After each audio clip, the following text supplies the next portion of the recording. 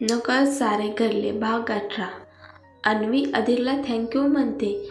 अधीर अन्वीच्या पायाकडे पाहतो आणि तिला कसलाही भाव न ठेवता म्हणाला, अरे खरंच जेवढे धैर्य तू माझ्यासमोर दाखवतीस ना, तेवढे त्या गुंडासमोर तू दाखवलं असतं तर आज ही समस्या उद्भवली नसती.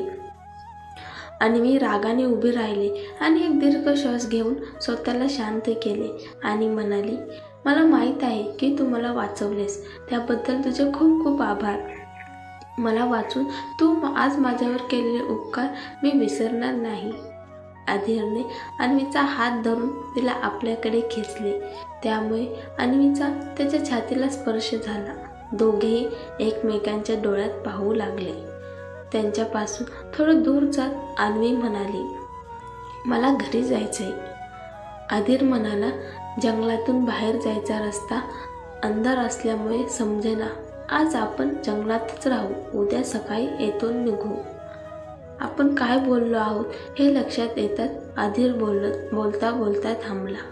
अन्वी त्याचं बोलणं संपवायची वाट पाहू लागली.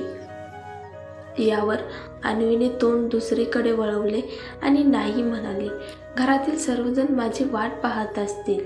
आई बाबांना माझी काळजी वाटत असेल. मला घरी जायचं आहे असे म्हणत ते लंगडत लंगडत चालू लागले. अधीर त्याच्या जागी थांबला. त्यामुळे अन्वीच्या नाकाला पाठीमागे जोराचा धक्का बसला. अधीर तिच्याकडे रोखून पाहत म्हणाला की जिममध्ये जाऊन अशी बॉडी बनते. जर तू माझे ऐकले नाही तर उद्या सकाळी तुझा मृतदेह कोणालाही सापडणार नाही. तर आता तुझे थोडे तोंड बंद कर आणि मागे जा. असे म्हणत तो वळला आणि पुढे निघाला. अन्वी शांतपणे स्वतःशीच बडबडली आणि म्हणाली, जेव्हाही बोलेल तेव्हा मला प्रत्येक गोष्टीसाठी जीवे मारण्याची धमकी देतो. ही गोष्ट काय आहे मला समजत नाही. त्याची कृती माफियापेक्षा कमी नाही आणि नाव अधीर राजपूत इंडस्ट्रीचे CEO कसे काय आहेत. तेवढ्यात जंगलात कोणत्या तरी प्राण्यांचा आवाज ऐकू आला. हा आवाज अन्वी ऐकते तेव्हा ती खूप घाबरते.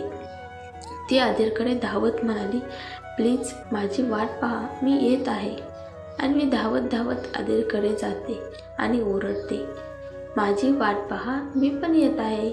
अन्वीचा आवाज ऐकून अधीरच्या चेहऱ्यावर हसू उमटले. अन्वी अधीरजवळ येते आणि त्याच्यासोबत चालायला लागते.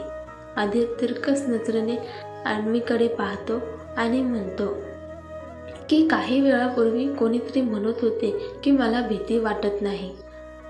अन्वी हो म्हणते, मला अजिबात भीती वाटत नाही, पण मला आत्ताच्या आत्ता घरी जायचं आहे.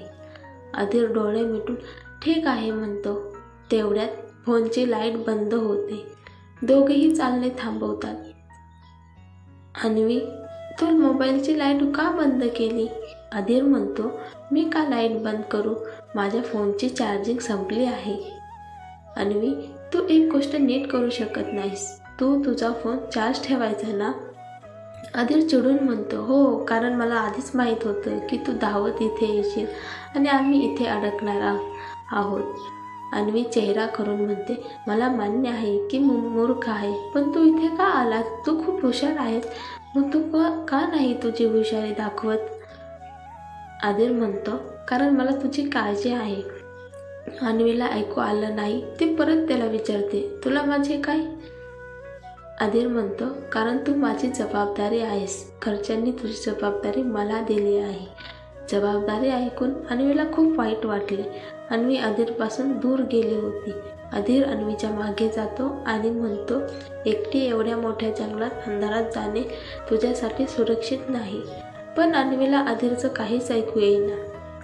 ती सरळ चालत होती. तेवढ्यात अचलला अन्वीच्या किंचाळण्याचा आवाज येतो. अधीर पटकन त्या बाजूला जातो. अधीर खिशातून लायटर काढतो आणि पेटवतो. अन्वी पाय धरून बसलेली अधीरला दिसली.